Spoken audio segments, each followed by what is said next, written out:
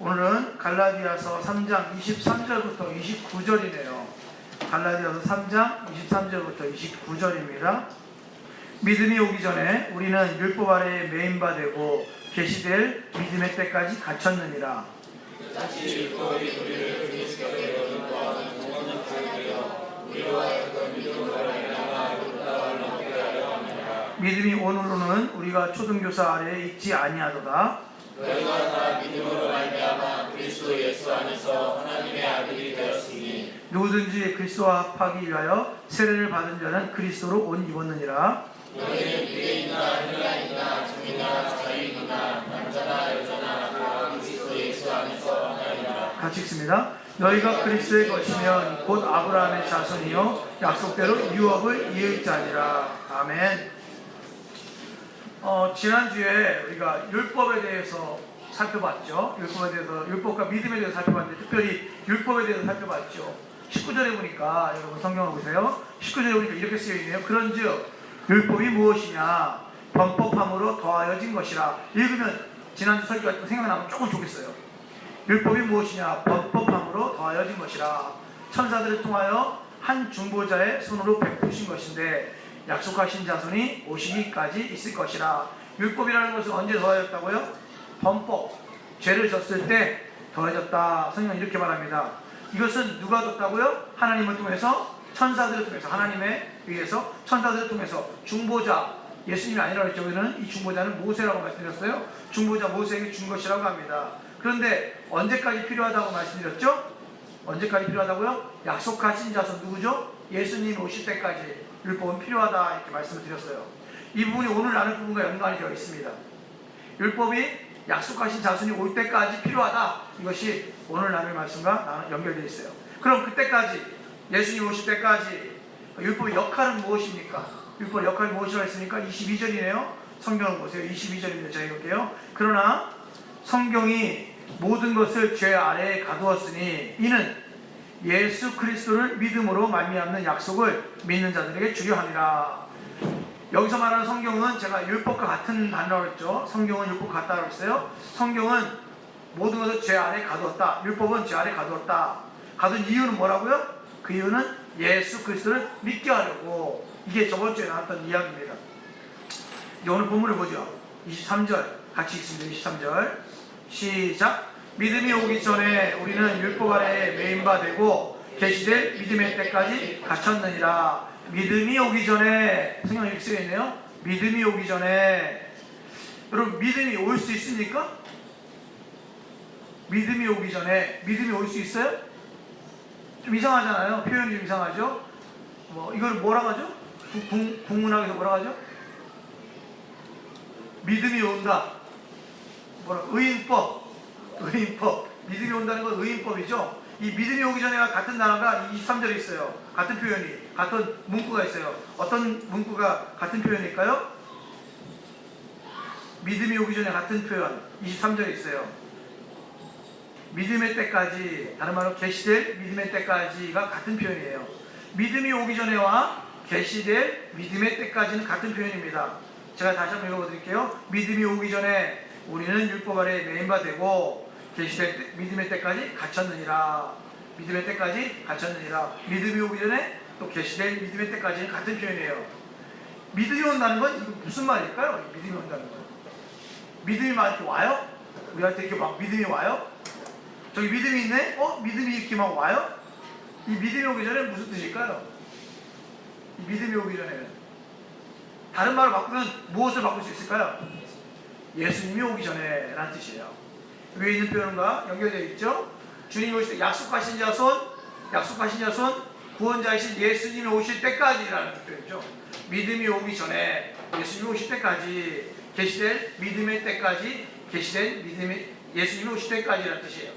그런데 또 그거 말고 같은 또 표현이 있어요. 두 가지가 또 같은 표현입니다.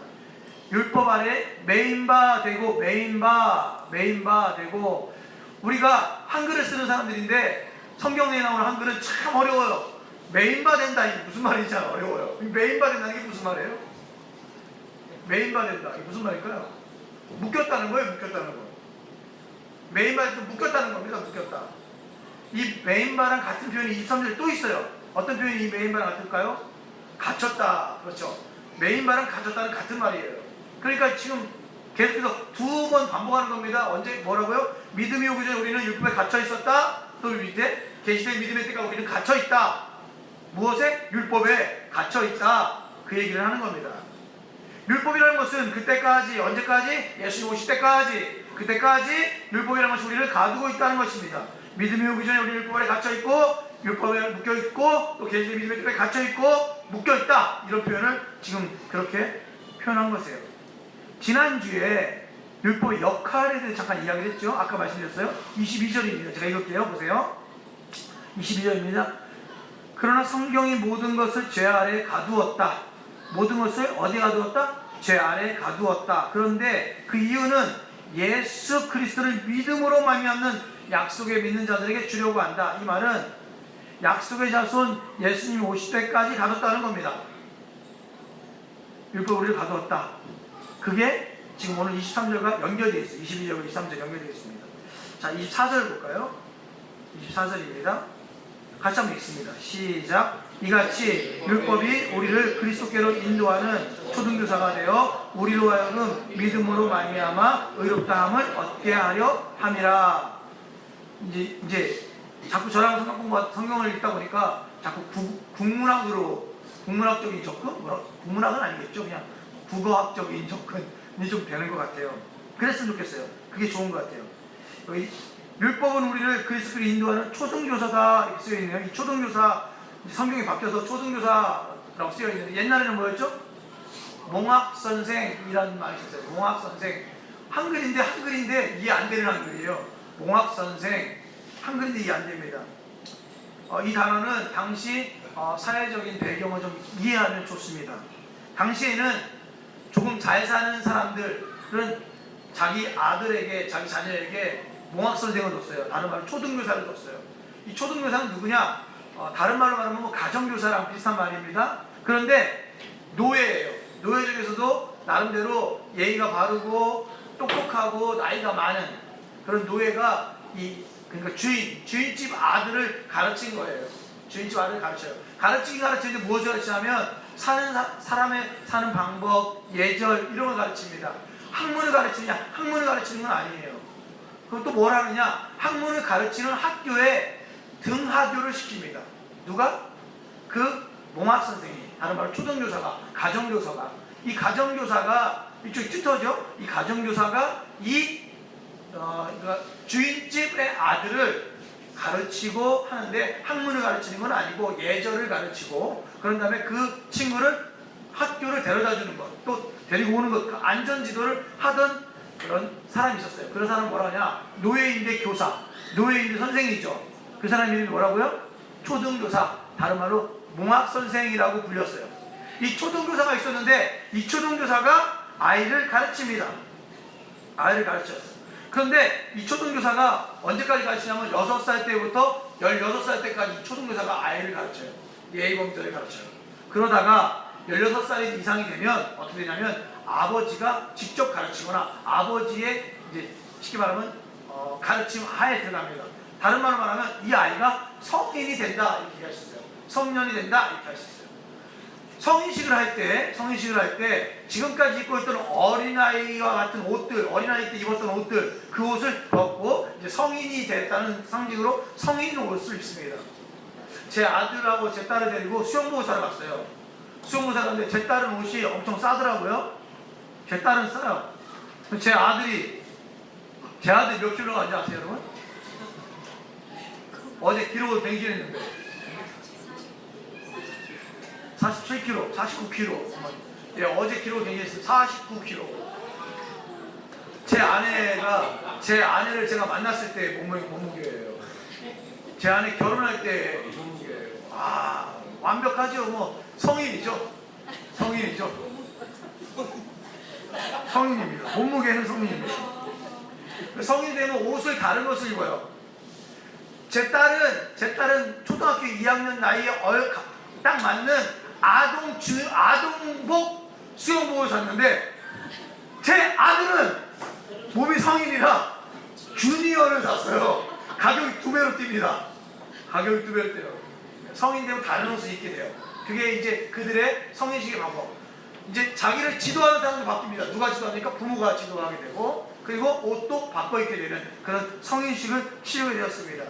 그 성인식 치르기 전까지는 누가 지도한다고요? 율법교사의, 어떻게 보면 몽학 선생이, 초등교사가 그 아이를 가르치고 있는 거죠. 그래서 성경은 말합니다. 율법은 뭐와 같다? 이 초등교사와 같다, 이렇게 말하는 거예요. 율법은 이 초등교사와 같다. 너희가 어릴 때는 누가 지도한다고요? 율법이 너희를 지도한다. 근데 믿음이 오게 된다. 믿음이 올 때에는 누가 지도한다고요? 믿음이 지도하게 된다, 이 얘기예요. 지금은 초등교사와 같은 율법이 너희를 지도하지만 믿음이 오면 그때는 믿음이 너희를 지도하게 된다. 율법은 나중에 성인이 되면 믿음이 지도하게 되면 그 믿음에게 인수인계를 다 해주는 거예요. 인수인계를 다 해줘서 그 믿음이 이 자녀를 지도하게 한다는 거죠. 그게 오늘 24절의 내용입니다. 믿음이 왔습니다. 믿음이 왔습니다. 그런데 그 믿음에게 인수인계하는 사람이 누구라고요? 그게 바로 율법인데 초등교사라고 불리는 그 율법이 그 믿음에게 인수인계를 해주는 것. 그 24절의 내용이에요. 자, 25절 보세요. 믿음이 온 후로는 우리가 초등교사 아래 있지 아니하다. 그렇습니다. 조금 전에 말씀드렸지만 그 부분이 똑같아요. 믿음이 온 이후로는, 믿음이 온다? 의인법, 의인화된 거죠. 다른 말로 예수님이 온 후로는, 복음이 온 이후로는, 다른 말로 은혜가 온 이후로는 등으로 표현할 수가 있겠죠. 중요한 것은 율법이라는 초등교사가 있었는데 율법이라는 초등교사가 그 믿음에게, 은혜에게, 복음에게 다 인수인계를 해서 예수님에게 다 인수인계해서 넘겨주게 됩니다. 이제는 누구 아래 있지 않아요? 초등교사 아래 있지 않게 된다는 것이에요. 이런 거와 비슷한 것 같아요. 이런 거와 비슷한 것 같아요. 우리 막내 아들이 현이죠. 현이에요. 현이를 저희가 양육합니다. 그러다가 아침 8시 반쯤 되면 현이를 어린이집에 데려다 줘요. 어린이집에 데려다 줍니다. 그러면 현이가 어린이집에 있죠. 어린이집에 있는 동안에는 누구의 지도하에 있습니까? 그 어린이집 원장님 아니면 이하 선생님 지도하에 있겠지요. 그러다가 전화 거리 엄마가 현이를 찾으러 가서 현이를 찾아와요. 그러면 그때부터는 누구의 지도하에 있게 됩니까? 우리의 지도하에 있게 되죠. 똑같은 거예요. 제가 지금 무슨 말씀을 드리려고 하냐, 아이를 찾아오면 그때부터는 책임이 없어집니다. 누가? 어린이집 원장님이나 어린이집 선생님들은 이 현이에 대한 책임이 없어져요. 우리 집에 있을 때는 무슨 말씀인지 아시겠죠? 그거랑 똑같아요. 처음에는 율법이 우리를 다스려요. 언제까지? 예수님 오실 때까지, 믿음이 올 때까지 율법이 다스립니다. 그러다가 예수님 오시면 그때부터는 이제 믿음이 책임을 다한 거예요. 믿음은 인수인계합니다. 누구에게? 율법이 책임을 다한 거예요. 율법은 믿음에게, 예수님에게 인수인계를 합니다. 은혜에게 인수인계를 합니다. 그러면 그 믿음이, 그 은혜가, 그 예수님이 인수인계 받고 그 우리들을 책임지는 거죠. 지금 그런 그림을 이야기를 하고 있는 것입니다. 초등교사 하에, 율법 하에 있을 때에는 그 지도, 그 다스림, 그 지배를 받지만 예수 하에, 믿음 하에 있을 때에는 예수의 믿음의 지도, 다스림, 지배를 받는다는 사실을 기억하십시오. 25절 내용이에요. 자, 26절을 한번 보세요. 26절 같이 한번 읽어볼까요? 26절 시작. 너희가 다 믿음으로 말미암아 그리스도 예수 안에서 하나님의 아들이 되었으니. 우리들은 누구나 전부 다 말합니다. 전부 다, 한 명도 빠짐없이 누구나 마찬가지예요. 모든 사람이 어떻게 하면 의롭게 되느냐? 믿음으로 말미암아 의롭게 됩니다.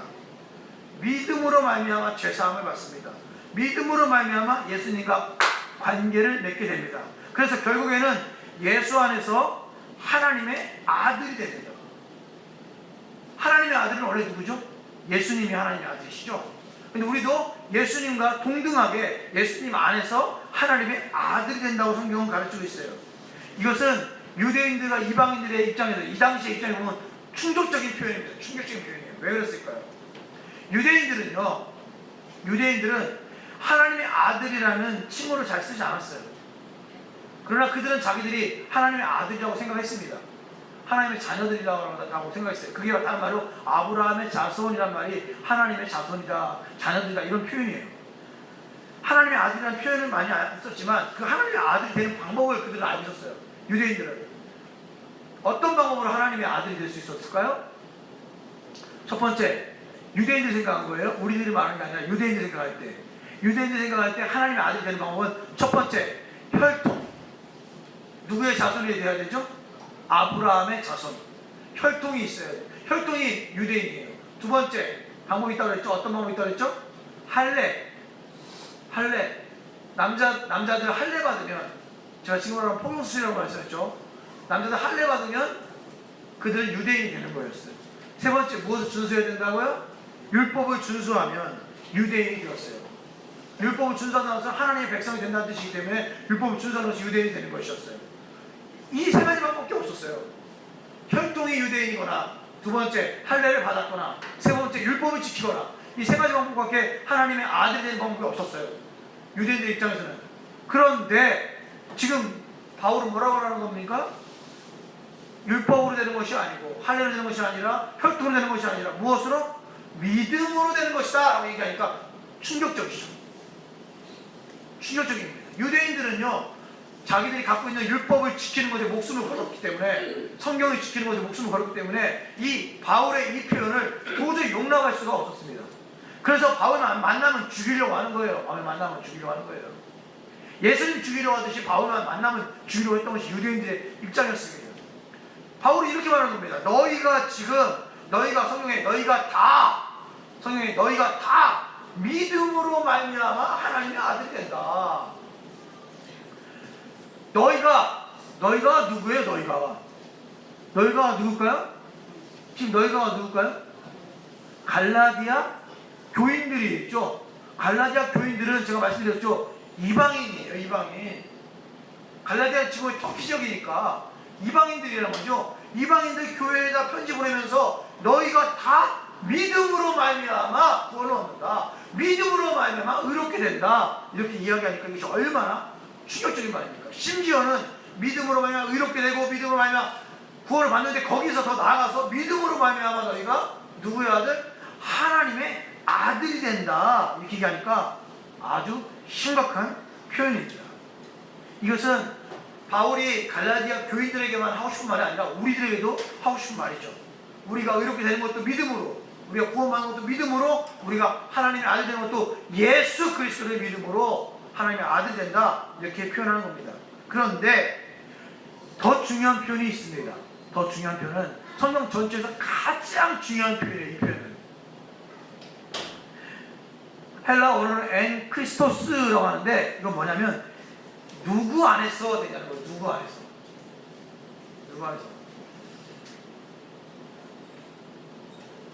빌립보 4장 13절에 보면 이런 말이 있죠. 내게 능력 주신 자 안에서 내가 모든 것을 할 수 있느니라 라는 표현이 있죠. 그게 뭐 예를 들면 나는 모든 걸 할 수 있어 이런 표현이 아닙니다. 그것은 앞에 표현을 보면은 나는 자족하는 마음을 가졌다. 나는 어떤 순간 궁핍하거나 아니면 부유하거나 어떤 순간에도 나는 잘 지낼 수 있다 이런 표현이에요. 그런데 거기서 중요한 것은 내가 잘 지낼 수 있다가 중요한 게 아니라 누구 안에서가 중요합니다.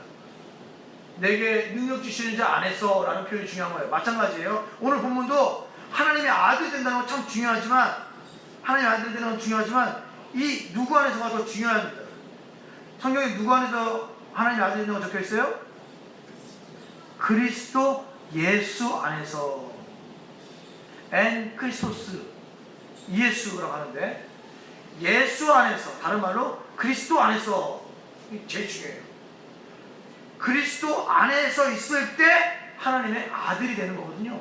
믿음으로 들어갑니다. 어디에? 그리스도 안으로 들어가는 거예요. 믿음으로 예수 안으로 들어가게 됩니다. 믿음으로 예수와 관계를 맺게 됩니다. 믿음으로 예수와 전인격적인 아주 친밀한 그런 관계가 되는 거죠. 내가 누구 안에? 예수 안에 살게 되고요, 예수가 내 안에 살게 됩니다. 서로 상호 간에 교통하게 되는 것이죠. 이것이 신비예요. 믿음으로 그렇게 되는 거죠. 이것이 놀라움입니다. 이것이 기독교에서 가장 중요한 사상 중에 하나예요. 여러분 잊지 마십시오. 여러분 예수님을 믿을 때 여러분은 예수님 안에, 예수님은 여러분 안에 살게 됩니다. 서로 공존하게 되는 거죠. 그렇게 되면 하나님의 아들 그 예수님처럼 우리들도 하나님의 아들이 된다. 성경 그렇게 표현하고 있어요. 27절 볼까요? 27절 같이 읽어보겠습니다. 27절 제가 오늘 가장 강조하고 싶은 구절입니다. 같이 읽습니다. 시작. 누구든지 그리스도와 합하기 위하여 세례를 받은 자는 그리스도로 옷 입었느니라. 그리스도 안에 있는 것, 좀 전에 26절에 그리스도 안에 있는 것, 그것은 다른 말로 그리스도와 합하는 것, 이런 표현이에요. 그리스도 안에 있다는 말과 그리스도 합했다는 말은 같은 말이에요. 헬라어는요 앞에 했던 말을 반복할 때는 조금 말을 바꿔서 얘기합니다. 조금 말을 바꿔서 얘기해요. 그래서 여러분 유명한 그 시편 119편 보면은 그 성경에 대한 이야기가 나와요. 근데 이 성경에 대한 이야기가 계속 바뀌어요. 성경은, 말씀은, 율법은, 계명은, 진리는, 도는 이렇게 하면서 계속 바뀌어요. 계속 바뀌어서 계속 반복해서 말해요. 로마서도 마찬가지고 오늘 보고 있는 갈라디아서도 마찬가지고 앞에 있는 말을 계속 받을 때는 조금씩 말을 바꿔서 말합니다. 앞에는 26절에는 이렇게 말합니다. 예수 안에 있는 것. 27절에는 예수와 합하는 것. 같은 말이에요. 누구든지 그리스도 합하기 위하여, 그 합하기 위하여 받는 것이 있대요. 뭘 받는다고요? 세례라는 것을 받는대요. 그 세례라는 것을 받으면 그 사람은 무엇으로 옷을 입은 사람이라고요? 그리스도로 옷 입었느니라. 세례를 받으면 됩니다. 예수 안에 있거나 그리스도와 합하기 위해서 세례를 받는답니다. 세례는 잘 모르는 분들이 있기 때문에 잠깐 설명을 드리면, 세례는 두 가지의 의미가 있습니다. 물론 세례도 두 가지가 있습니다. 하나는 물세례라고 하고요, 또 하나는 성령세례라고도 하죠. 세례도 두 가지가 있고요. 세례를 받는 목적, 이유, 그것도 세례의 의미도 두 가지가 있습니다. 하나는 세례의 의미는 죄 씻음이에요. 죄를 사한다. 죄를 씻는 의미가 있어요. 그러니까 죄가 있는 사람이 죄사함을 받겠다 할 때 세례라는 것을 받습니다. 물론 세례를 받기 때문에 죄사함을 받는 것은 아닙니다. 그럼 세례는 어떤 의미냐? 죄사함을 받은 사람이 공회 앞에서 내가 다시는 어떻게? 죄를 짓지 않겠습니다. 다시는 죄를 짓지 않겠습니다. 많은 사람 앞에서 세례를 받으면서 결단하는 거예요. 나는 죄 씻음 받은 사람입니다. 예수 믿는 사람입니다. 이제는 죄 씻음 받은 내가 죄를 짓지 않겠습니다. 결단할 때 세례라는 것을 받아요. 두 번째 또 세례의 의미가 있습니다. 그 뭐냐면 죽음입니다. 세례보다는 침례에 아주 의미가 담겨져 있죠. 침례는 뭡니까? 물속에 들어가는 거죠. 세례는 물을 뿌리는 건데 의미는 같아요. 물속에 들어가나 물을 뿌리나 의미는 같아요. 상징의 의미는 같습니다. 죽는다는 거예요. 우리가 물속에 들어가면 죽죠? 아니, 좀 이따 나오면 되죠. 상징이죠. 상징. 의미죠. 의미를 부여해서 물속에 들어감으로써 나는 죽고 새로운 사람이 되어서 산다는 것을 의미를 부여하는 겁니다. 의미를. 그게 바로 세례의 의미예요. 세례는 두 가지. 죄를 씻었다는 의미와 나는 이제 죽습니다라는 의미. 내가 죽고 누가 살아요? 새 사람이 산다. 다른 표현을 말하면 예수만이 삽니다. 이런 표현이에요. 나는 죽고 예수님이 삽니다. 이런 표현이에요. 믿음이라는 것은 내가 예수님만 전적으로 따르며 예수님께 헌신하면서 살겠습니다라는 내면적 결단입니다. 내 안에서의 결단이에요. 내가 믿음이 있습니다라고 말하는 것은 뭐냐면 나는 살아도 예수를 위해서 살고 죽어도 예수를 위해서 살겠습니다라고 내 안에서 결단하는 거예요. 그럼 세례라는 건 뭡니까? 살아도 예수 안에서 살고 죽어도 예수 안에서 죽겠습니다라는 외면적 결단, 다른 사람들에게 보여주는 결단인 거죠. 세례는 중요합니다. 세례는 중요해요. 이렇게 믿음으로 세례를 받는 사람, 정확한 표현을 말하면 침례가 더 가까울 수가 있어요.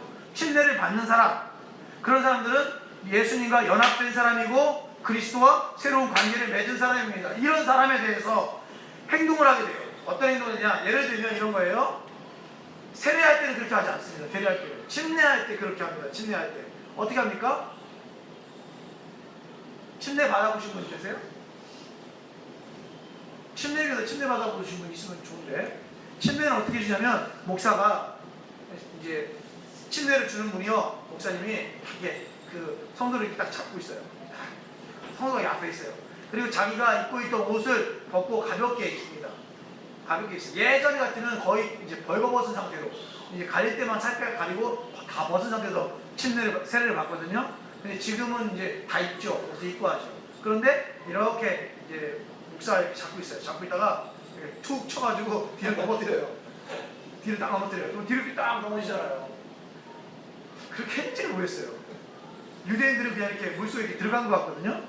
들어갔다 나온 것 같은데 요즘은 찜내할 때 툭 쳐가지고 넘어뜨리더라고요. 안 넘어뜨리면 다리 걸어가지고 넘어뜨리는 그런 느낌으로 할 때 넘어뜨리더라고요. 그럼 뒤로 딱 넘어져요. 이렇게 목사님이 살짝 잡아줘요.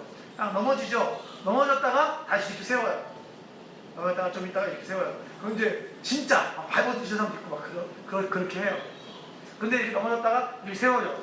그러면 이제 나는 죽고 다시 사는 것이 상징합니다. 그러면 딱 나오면 어떻게 되냐면 옆에 있던 사람이 이제 흰색 가운 같은 걸로 이렇게 옷을 이렇게 딱 이렇게 둘러줘요. 흰색 가운 같은 거 둘러줍니다. 그러면 이게 가운 같은 거 이제 가게 되죠. 그것이 이제 그림을 나타내는 거예요. 그게 하나의 그림을. 어떤 그림을 나타내냐면 그리스도로 옷 입었느니라라는 그림을 나타내는 겁니다. 나는 옷을 벗고 이제 그 안에 죽으러 들어가죠. 이것은 그림이죠. 들어가는 것, 나오는 것은 죽었다가 사는 것을 상징하는 그림이고요.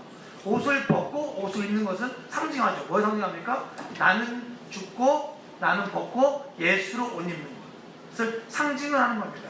그래서 어떤 세례나 침례를 받을 때 표현하는 것, 새 사람이 되었다. 당신은 새 사람이 되었습니다. 당신은 그리스도로 옷 입었습니다. 당신은 죽고 예수님이 사셨습니다. 나는 죽고 예수님이 살았습니다. 이것은 일종의 상징이고 그림인 것이에요. 우리가 어떻게 살아야 되는 그림을 그려주는 것입니다. 그래서 그것을 옛사람은 죽고, 성경은 옛사람은 죽고 새 사람이 되었다. 옛사람은 죽고 새로운 피조물이 되었다. 나는 죽고 예수님이 살게 되었다 라고 표현을 하는 겁니다. 물세례든 성령 세례든 세례를 통해서 그리스도로 옷 입고 그리스도 옷 입었으면 그의 형상, 그의 모습을 본받으려고 노력하면서 살아야 하는 존재들이 누굽니까? 바로 우리들이에요. 세례받은 우리들은, 그리스도와 합하기 위해서 세례받은 우리들은 이제는 그리스도의 형상을 이루려고 노력하려는 그런 자세들, 이전까지 나의 삶을 버리고 이제부터는 예수님을 따르는 새로운 삶을 살겠습니다라고 결단하는 인생이 되는 것이죠. 그게 그리스도로 옷 입는 거예요. 뜻은 무엇일까요? 그리스도로 옷 입는다는 뜻은 무슨 뜻일까요? 그리스도로 옷 입는다는 뜻은 무슨 뜻일까요? 내 속은 누구죠? 여전히 누구죠? 나죠, 나. 내 속은 여전히 나죠. 그런데 겉옷은 누구예요? 예수님이 되는 거예요. 내 속은 여전히 난데 겉옷은 예수님이 되는 거예요. 예수 그리스도로 옷 입었으니까. 예수에서 옷 입었으니까. 재밌죠? 겉옷은 난데 예수로 겉옷 입은 거죠. 사람들이 날 볼 때 날 뭐로 봅니까? 저 사람은 배국이지만 저 사람은 예수 믿는 사람이야 라고 보는 거죠. 하나님이 나를 볼 때 어떻게 보는 거죠? 저 사람은 대국이지만 하나님이 나를 볼 때 대국이는 예수로 옷 입었어 라고 보는 거예요. 분명히 속은 나예요. 속은 난데 겉모습은 분명히 예수로 옷을 입었다는 거죠. 그게 차이입니다. 그게 아주 심각한 우리에게 문제를 발생하게 합니다. 나는 예수로 옷 입었지만 여전히 죄를 좋아할까요? 안 좋아할까요? 죄를 좋아합니다. 죄를 지을까요? 안 지을까요? 여전히 죄를 짓습니다. 거기서 갈등이 오죠. 죄를 짓고 싶어하는 나의 본성과 죄를 지으면 안 된다는 예수님의 본성 사이에서 갈등이 오죠. 사람들은 우리를 지켜보니까 안 지켜보니까? 지켜보죠. 뭘 보죠? 예수로 겉옷 입은 나의 모습을 지켜보죠. 그래서 이렇게 말합니다. 예수 믿는 사람이 왜 저래? 라고 말하지 않죠. 이렇게 말하죠. 예수 믿는 놈이 왜 저래? 이렇게 말하죠. 예수 믿는 놈이 왜 저래? 이렇게 말하죠. 이게 거기서 이제 갭이 생기는 거죠. 하나님은 여기에서 예수 믿는 놈이 왜 저래 이런 말씀을 안 하십니다. 하나님은 내가 여전히 죄인인 걸 알고 있음에도 불구하고, 이 갈라디아서의 핵심입니다. 내가 여전히 내가 여전히 죄인인 것을, 죄인이라는 사실을 알고 있음에도 불구하고, 내가 예수로 겉옷 입었기 때문에, 예수로 옷 입었기 때문에 나를 향해서 이렇게 말합니다. 너는 성도다 라고 말하는 거예요. 너는 성도다. 다른 말로 말하면 너는 그리스도인이다 라고 말하는 거예요. 다른 말로 너는 의롭다 라고 말해요. 너는 죄가 없다 라고 말합니다. 무슨 말이냐? 진짜 내가 죄가 없느냐? 아니에요. 저는 여전히 죄가 있습니다. 그럼에도 불구하고 내가 예수님을 겉옷 입었다면 하나님께서는 우리를 의롭다라고 정확하게 칭해 주십니다. 성도라고 칭해 주십니다. 우리가 여전히 죄인임에도 불구하고. 왜 그럴까요? 왜 그렇게 칭해 주실까요? 왜 그렇게 칭해 주실까요?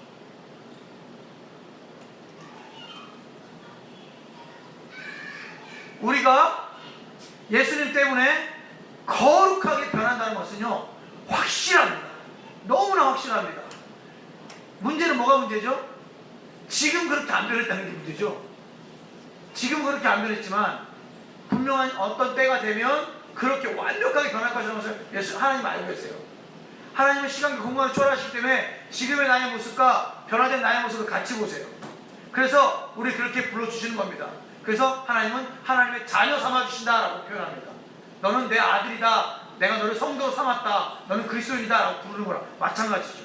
그렇게 같은 시간에 같이 보니까 확실하게 하나님이, 예를 들어 이런 거예요.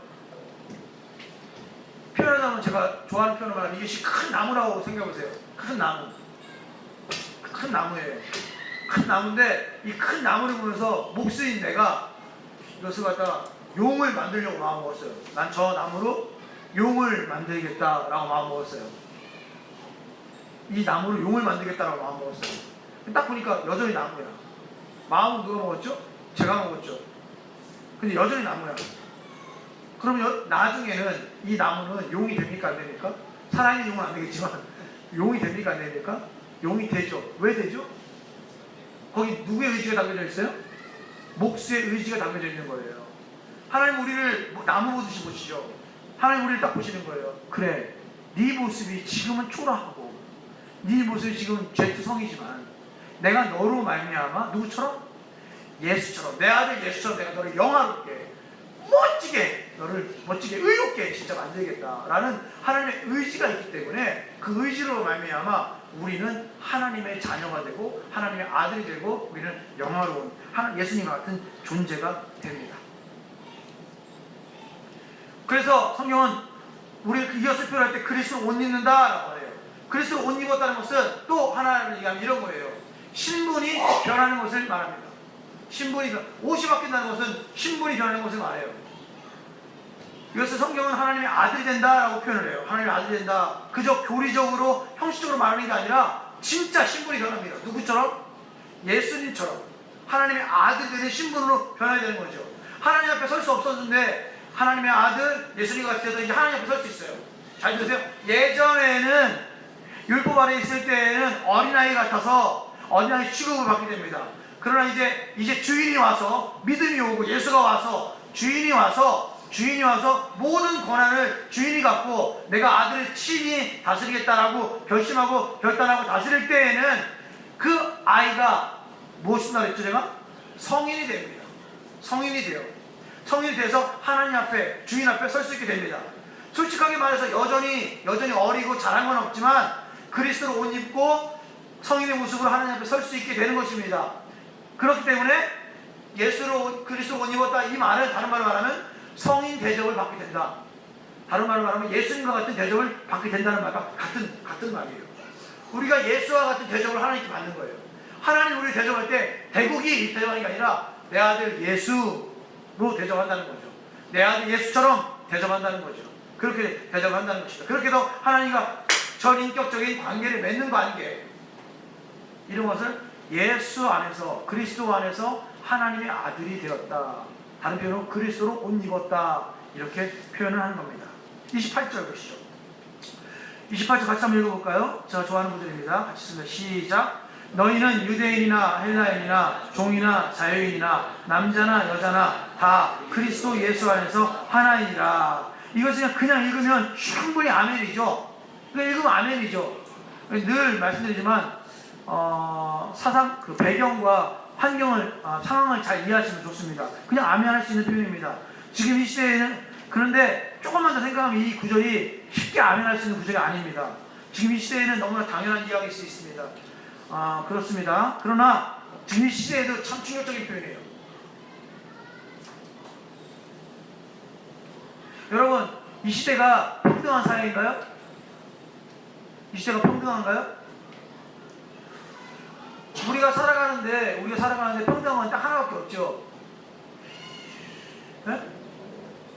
한 표 행사하는 것밖에 없잖아요. 투표 한 표 행사하는 거 외에는 평등한 게 없잖아요. 이 시대가 평등한가요? 저는 이 시대가 평등하다고 생각하지 않습니다. 이 시대는 어떻게 차별되죠? 어떻게 특권이 있죠? 무엇 때문에 차별됩니까? 자본주의 국가에 무엇 때문에 차별되죠? 자본 때문에 차별되죠. 제가 예전에 제 차가 소렌토예요. 그 좋은 소렌토예요. 제 차가 2500cc 그 좋은 소렌토인데 어떤 호텔 앞에서 말하는 분 보니까 호텔 앞에 차를 대니까 그분이 난 발레 주차를 하고 싶었는데 그분이 다른 데다 대라고 하더라고요. 소렌토인데 소렌토가 차별되는 세상. 돈이 많은 사람은 우대하죠.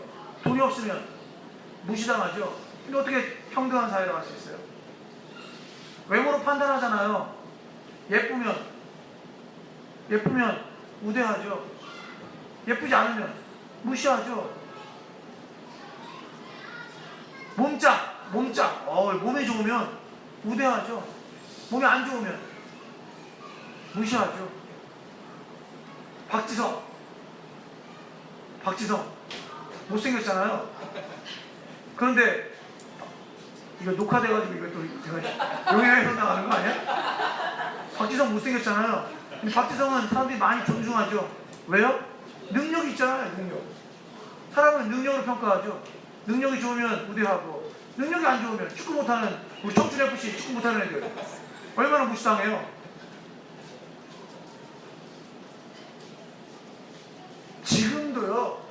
지금도 평등하다는 말은 충격적인 표현이에요.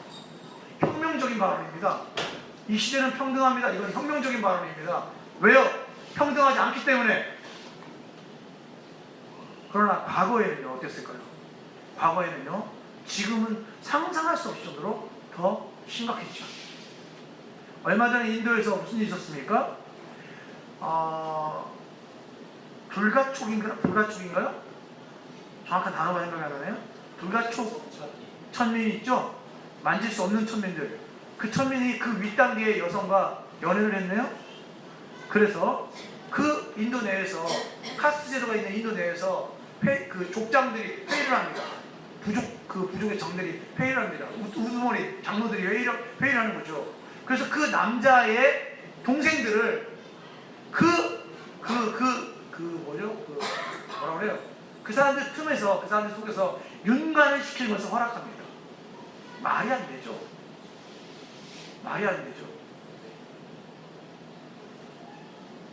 시대가 지금도 그런데요. 과거에는요. 상상할 수 없을 정도로 평등하지 않았습니다. 여러분, 오늘 본문에 그냥 읽을 수 있는 표현, 유대인이나 헬라인이나 다 하나다. 이거 무슨 말입니까? 그때 당시 유대인들은요, 이방인들을요, 개처럼 취급했어요. 개처럼. 유대인들이 이방인들을 개처럼 취급했는데 지금 뭐라고 선언하는 겁니까? 갈라디아 교인들을 향해서, 갈라디아 이방인들을 향해서 유대인이나 헬라인이나 다 하나다. 이렇게 말하는 겁니다. 여러분, 이때 당시는요, 종이 허락됐어요. 이 종은 되게 멋진 말 같지 않습니까, 여러분? 종은? 둘로스. 되게 멋진 말 같잖아요, 종. 우리가 기독교적 마인드라서 그래요. 종 그럼 되게 멋있어요. 특히 목사를 향해서 하나님의 종 이렇게 얘기하니까 종이 되게 멋있는 것 같죠? 종이라는 뜻은 제가 볼 때 번역이 잘못된 것 같아요. 정확한 뜻은요, 노예입니다. 여러분, 종하고 노예가 느낌이 다르죠? 종은 섬기는 사람 같고, 노예는요, 생사의 뜻대로 누가 가지고 있는 거예요? 주인이 갖고 있잖아요. 노예는 아주 비천해 보이죠? 이 노예라는 뜻이에요. 성경은 말합니다. 이 노예는 주인이 있어요. 주인의 물건입니다. 심지어는 랍비들은 이런 말 했어요. 당나귀보다 노예가 더 싸. 그러니까 노예보다 당나귀가 더 중요하다. 당나귀보다 못한 존재예요. 그런데 성경은 말합니다. 뭐라고요? 바울은 선언합니다. 노예가 팽배했던 그 시대 속에서 노예나 주인이나 다 하나다. 세 번째, 여자가 나와요. 여자는 지금도 여자가 많이 그 차별되는 시대 아닙니까? 그래서 요즘 계속 싸우고 있는 게 뭐예요? 임금 왜 여자랑 남자랑 차이가 나냐? 이런 문제 가지고 많이 싸우잖아요. 그때 당시는 어땠어요? 그때 당시는 여자는 하나, 둘, 셋, 넷 숫자에 안 들어갔어요. 우리가 예배 한 30명 드리는데 여자 빼면 15명밖에 예배 안 드렸다 이렇게 얘기하는 거예요. 숫자에 안 들어가는 존재였어요. 여자는. 그 말이 됩니까? 그때 당시엔 그랬어요. 그런데 여자나 남자나 다 하나다. 다른 말로 같다. 그래서 충격적인 표현입니다. 기독교는요, 평등의 종교입니다. 평등의 종교입니다. 이 시대 우리에게 외치는 거죠. 예수 믿는 것만으로 충분하고, 예수 믿는 것만으로 하나라는 거죠. 상상해 보십시오. 이 구절이 외쳐질 때 이방인은 어떻게 했을까요? 화를 질렀겠죠. 유대인들은요, 심기가 불편했어요. 종들은 어땠을까요? 노예들은요, 화를 질렀겠죠. 주인들은요, 심기가 아주 불편했겠죠. 여자들은요, 환호를 질렀겠죠. 남자들은요, 이게 뭐야? 복음이란 게 왜 이래? 라고 생각했겠죠. 여자한테만 복음인가? 라고 생각했겠죠. 평생을 우리 교회가 그래야 돼요. 우리 교회가. 만약에 생각해보세요. 상상해보세요. 어떤 노예가 평생을 노예로 살다가 교회라는 곳을 갔네요. 갈라디아 교회예요. 갈라디아 교회라는 교회에 갔어요. 그런데 설교자라는 사람이, 바울이 설교를 하는데, 여러분, 노예나 주인이나 다 똑같이 예수님의 자녀이고 아브라함의 자손이고 다 하나입니다라는 이 충격적인 선언을 들었을 때 그 사람은 어떤 충격을 받았을까요? 교회라는 것이 그래야 됩니다. 교회라는 것이 세상 속에서 살 때 힘들고 어렵고 좌절할 수밖에 없어. 돈이 없어서, 내가 성격이 어때서, 내가 능력이 없어서, 내가 성취한 것이 없어서, 내가 가진 것이 없어서, 예를 들어 내가 생긴 것이 안 돼서, 여러 가지 이유 때문에 이 모양 저 모양으로 힘들고 어려웠던 사람들이 교회에 왔는데, 교회에는 가봤더니 평등을 외치고, 저 교회에서는 남자나 여자나 할 것 없이 모든 사람이 다 하나입니다, 다 같습니다 라고 이야기를 한다면, 그 혁명적인 선언을 들은다면 그 사람은 얼마나 행복할까요? 얼마나 충격을 받아, 얼마나 기쁠까요? 그 충격, 그 감격이 교회에서 와야 됩니다. 복음은 이렇게 다 하나라고 선포합니다. 누구 안에서? 정확하게 그리스도 예수 안에서입니다. 그리스도 예수 안에서 유대인이나 헬라인이나 종이나 자유인이나 남자나 여자나 다 하나다. 성경 그렇게 말하죠. 예수 안에서 하나다. 이거 중요합니다. 제가요, 우리 효석이를 무지 사랑합니다. 그런데 제가 효석이를 어떻게 사랑할 수가 있겠어요? 저 본성이 아주 더러운데 사랑하기 힘들죠. 솔직하게 사랑하기 힘들죠. 사랑이 힘들어요. 제가 우리 어머니 너무 사랑합니다. 그러나 제 본성이 더러워서 우리 어머니를 사랑하기 힘들어요. 솔직하게 말해서. 어머니들은 자녀를 사랑하죠. 어머니는 자녀를 그냥 사랑하죠. 무조건적으로 사랑하죠. 그러나 애들은 싸가지가 없어서 부모님을 잘 사랑하지 않습니다. 그냥 사랑하기 힘들어요. 여러분 가운데 그렇잖아요? 사랑하려고 하는데 사랑이 잘 안 될 수가 있잖아요. 어떻게 사랑할 수 있을까요? 잘 들으세요. 예수 안에서 사랑합니다. 교회는요, 둘이 사랑하는 게 없어요. 둘이 사랑하는 경우가 없어요. 불 한 빛이 둘이 사랑하는 것 같죠? 둘이 사랑하는 경우가 없어요. 교회는요, 다 삼각관계입니다. 다 삼각관계예요. 저하고 제하고 둘이 사랑하는 것 같죠? 아니에요. 삼각관계예요. 다 삼각관계입니다. 왜 삼각관계가 되는 줄 아세요? 예수 안에서 사랑하기 때문에. 제가 효석이를 사랑하는 이유는 예수님이 효석이를 사랑하기 때문에 저희 효석이를 사랑하는 것입니다. 하나님이 사랑하는, 예수님이 사랑하는 효석이를 제가 왜 사랑하지 않겠습니까? 제 안에서 사랑하는 이유도 마찬가지예요. 예수 안에서 사랑하는 겁니다. 삼각관계. 예수 안에서. 너무나 저 친구 진짜 용납이 안 돼. 용납이 안 될 때마다 생각하세요. 뭐라고요? 저 친구 용납이 안 되고 용서가 안 되는데 어떡하지? 예수님이 저 친구를 사랑하고 용서하니까 그래. 예수님 때문에 나도 용서하고 사랑해야지라고 생각하는 거예요. 그렇게 살아야 됩니다. 그 예수 안에서 삼각관계를 가져야 됩니다. 이런 게 교회예요. 여러분, 좋은 교회는 없습니다. 어떤 교회가 좋은 교회일까요? 어떤 교회가 좋은 교회일까요? 제가 말하는 좋은 교회는 어떤 교회일까요? 제가 말하는 좋은 교회, 좋은 사람들이 모인 교회. 그런 교회는 없습니다. 좋은 사람들이 모인 교회는 없어요. 그럼 어떤 교회가 있어요? 나쁜 사람들이 모여서 나쁨에도 불구하고 그저 예수님 사랑 가지고 좀 참고 참으면서 더 사랑해주고 더 아껴주고 더 용납하고 사는 것, 그게 제가 생각하는 좋은 교회예요. 우리 교회는 그런 교회죠. 우리 교회는 그렇게 됐으면 좋겠습니다. 조금 약한 사람들이 모여서, 조금 힘든 사람들이 모여서 예수님 사랑 가지고 끌어안고 아끼고 예수 그리스도 이름으로 서로 아끼며 사랑해주면서 지낼 수 있는 것, 그것이 저는 좋은 교회다라고 생각합니다. 교회는 좋은 사람이 모이는 것도 아니고, 교회는 좋은 사람이 모이는 것이 아니라, 교회는 정확하게 제가 좋아하는 표현을 하면 다른 사람이 모이는 겁니다. 틀린 사람이 모이는 것이 아니라 다른 사람들이 모이는 것입니다.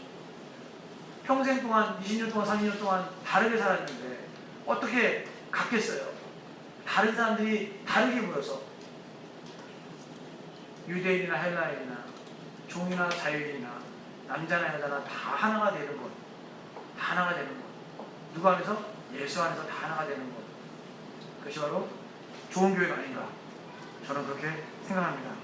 우리 교회가 그렇게 됐으면 좋겠어요. 마지막 29절 읽을게요. 제가 읽을게요. 너희가 다 그리스도에 것이면 곧 아브라함의 자손이요 약속대로 유업을 이을 자니라. 너희가 그리스도의 것이면 아브라함의 자손이라는 거죠. 같은 말이에요. 똑같은 말 계속 반복하는 겁니다. 그리스도의 것, 아브라함의 자손, 약속대로 유업을 받을 자, 같은 말입니다. 그런 사람이라는 거죠. 누가? 갈라디아 교인들이. 누가? 우리가 그렇다는 거예요. 우리가 그리스도의 것이면 아브라함의 자손이고, 아브라함의 자손이면 믿음의 사람이고, 믿음의 약속을 유업으로 받을 자다, 이런 겁니다. 말씀을 마칩니다.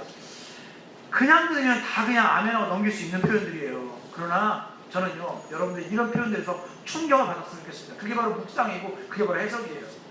한 구절을 읽더라도 이 구절이 왜 이런가를 고민해 보셔야 됩니다. 그래야 정말 충격이 여러분에게 옵니다. 저는 이렇게 충격받는 여러분 됐으면 좋겠습니다. 제가 다시 한번 읽어드릴게요. 오늘 배운 것은 이런 거예요. 율법은 믿음이 올 때까지 필요하다. 충격적이죠. 너희들은 다 믿음으로 그리스도 안에서 하나님의 아들이 되었다. 믿음으로 하나님의 아들이 되었다. 충격적이죠. 그리스도 합하게 하여 세례를 받았다. 그리고 그리스도로 옷 입었다. 충격이죠. 교회 안에 있으면 우리는 모두 그리스도 안에서 하나다. 충격이죠. 갈라디아 교인들아, 너희들이 바로 아브라함의 자손이다. 유대인이 아브라함의 자손이 아니라 믿음으로 거듭나는 너희들이 바로 아브라함의 자손이다. 기도하겠습니다.